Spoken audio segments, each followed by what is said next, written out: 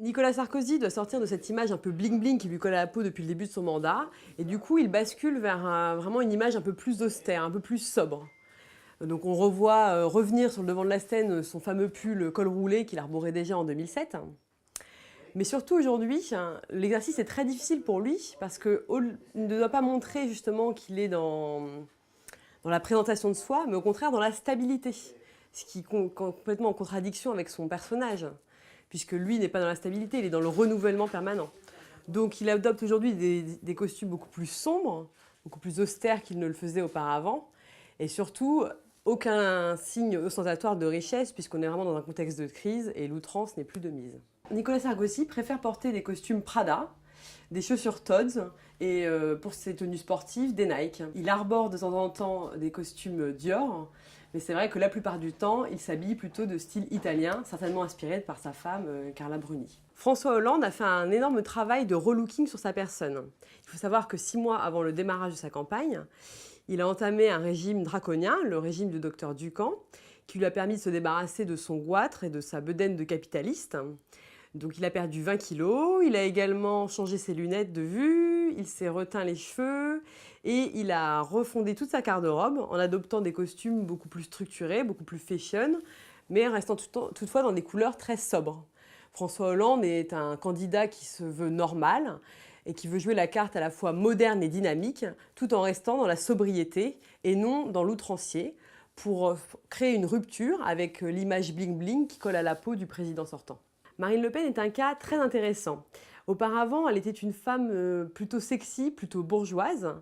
Et jusqu'à son entrée en campagne, elle aimait se jouer de ses atours féminins et de ses outils de séduction dans un monde résolument masculin. Aujourd'hui, Marine Le Pen joue la carte mère de famille en colère. Elle apparaît comme une desperate housewife francisée, une linette, qui arbore donc des vêtements à la fois classe et sophistiqués, mais très simples. Donc pas de maquillage, pas de talons, pas de haute couture, pas de bijoux, pas de signes ostentatoires de richesse pour Marine Le Pen. Non, Marine Le Pen est la madame tout le monde. François Bayrou apparaît en général dans des costumes sombres, aux coupes peu flatteuses, des pantalons un peu trop longs, avec revers, des vestes larges. Il ose parfois quelques touches d'originalité dans ses chemises, carreaux, rayures. François Bayrou veut avant tout incarner l'authenticité, l'équilibre et la simplicité. J'aime beaucoup Jean-Luc Mélenchon. Il incarne un peu cette image du franchouillard en colère. Chez Mélenchon, c'est du rouge, du rouge, du rouge, encore du rouge. Couleur associée ancestralement au communisme et à l'idéologie de gauche, la cravate rouge est devenue chez Jean-Luc Mélenchon un véritable uniforme de campagne, une marque de fabrique. Eva Joly est une ancienne Miss qui apparaît aujourd'hui de façon beaucoup moins glamour. Quand on pense à Eva Joly, on pense moins à son style vestimentaire qu'à son accent norvégien ou à ses petites lunettes rouges. On peut remarquer aussi que depuis le début février, elle essaie d'apparaître sans ses lunettes rouges et avec un teint beaucoup plus poudré. Cette nouvelle présentation d'Eva Joly lui confère une apparence un peu plus douce et un peu plus ouverte à ses électeurs.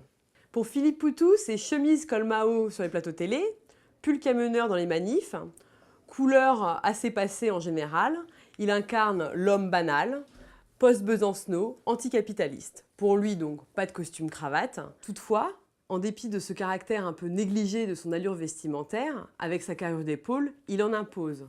Beaucoup de candidats préfèrent justement valoriser le fond plutôt que la forme. Et mettre en valeur les discours, les revendications et les idéologies qu'ils portent. Et c'est beaucoup le cas des candidats de gauche, justement, qui ne veulent pas jouer sur cette image d'ostentation, de richesse, et qui veulent vraiment centrer leur communication en tant que candidat sur les discours de revendication et ce qu'il faut faire pour changer ce monde qui est vraiment trop porté par les dérives de la finance et de l'ostentation.